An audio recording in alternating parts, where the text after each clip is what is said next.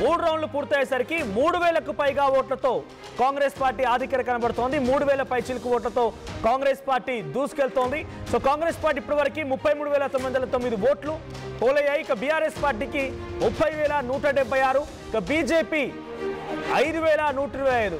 ఇక్కడ చాలా క్లియర్గా ఇంకా బీజేపీ డిపాజిట్ వస్తుందా అంటే కూడా అనుమానం కనబడుతోంది బీజేపీకి.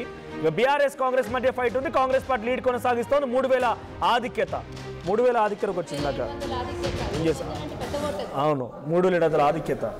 ఎట్లా చూస్తారు మీరు? చూసేవాడని తెలుస్తుందండి ముందు ముందు. ఇప్పుడు నెక్స్ట్ రౌండ్స్ ఉంటాయి కదా,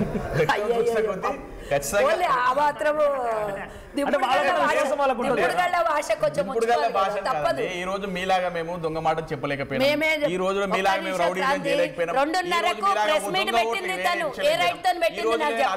హామీ ఇవ్వలేకపోయినా, ఈ రోజు ప్రభుత్వ యంత్రాంగాన్ని, ప్రభుత్వ పోలీసుల్ని, ప్రభుత్వ యంత్రాంగాన్ని వాడుకోలేకపోయినా మీరు వాడుకున్నారు కాబట్టి ఈ రోజు ఇది జరుగుతుందండి. మీరు నెక్ టు నెక్ నడుస్తుందంటే అర్థం చేసుకోండి. ప్రభుత్వంలో 3,500 వస్తుంది రిజల్ట్. నేను అదే చెప్తున్నాను.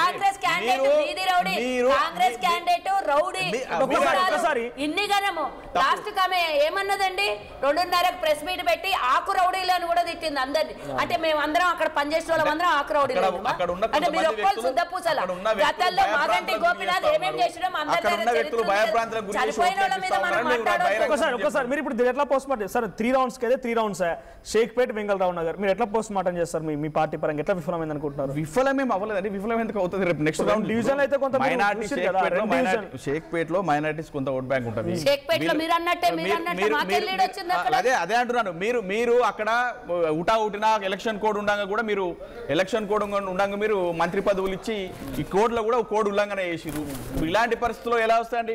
మీలాగా మేము అబద్ధం ఆడలేము కాంగ్రెస్ వాళ్ళలాగా, మీలాగా మేము అలివికాని హామీలు ఇవ్వలేము, మీలాగా రౌడీజం చేయలేము, మీలాగా దొంగ ఓట్లు వేయలేము, మీలాగా మేము మీలాగా ప్రభుత్వ యంత్రాంగాన్ని వాడుకొని, పోలీస్ యంత్రాంగాన్ని వాడుకొని మేము గెలవలేము. మాకు అభివృద్ధి ముఖ్యము, మేము ఇచ్చిన ప్రామిసెస్ మీద మేము నిలబడతాము. కానీ మీరు దొంగ ఓట్ల మీద ఆధారపడి ఈ రోజు ముందుకు వస్తా ఉన్నారు. మీకు వచ్చిన ఓట్లు కూడా దొంగ ఓట్లే.